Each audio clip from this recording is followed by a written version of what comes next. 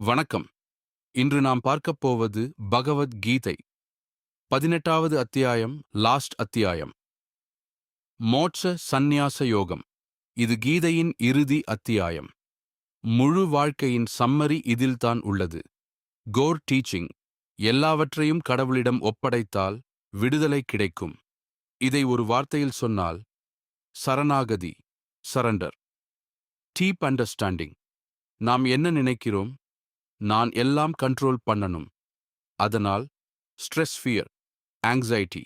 கிருஷ்ணர் சொல்கிறார், நீ கண்ட்ரோல் பண்ண வேண்டியது ஆக்ஷன் மட்டும்.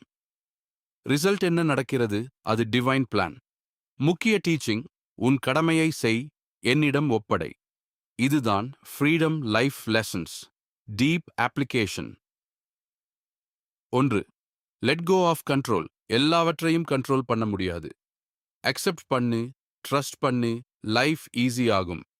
2. Do your duty. வேலை அவாய்ட் பண்ணாதே. உன் ரோல் என்ன? அதை முழுமையாக செய், அதுவே சக்சஸ். 3. Detach from result. ரிசல்ட்டுக்கு அட்டாச் ஆனால் ஸ்ட்ரெஸ் வரும். டிட்டாச் ஆனால் பீஸ் வரும். 4. சரண்டர் சமம். ஸ்ட்ரெங்த் சரண்டர், வீக்னஸ் இல்லை. அது ஹையஸ்ட் ஸ்ட்ரெங்த். ஈகோ விட்டவனுக்கு தான் ஃப்ரீடம். 5. Trust life. எல்லாம் ஒரு ரீசனுக்கு நடக்கிறது. அதை ட்ரஸ்ட் பண்ணு. ரிட்ஜெட் குறையும். ஸ்பிரிச்சுவல் இன்சைட், லிபரேஷன், மோட்சம் என்பது உடலை விட்டு போவது மட்டுமில்லை, மனதில் இருந்து ஃப்ரீடம், ஃபியர் இல்லாமல் வாழ்வது.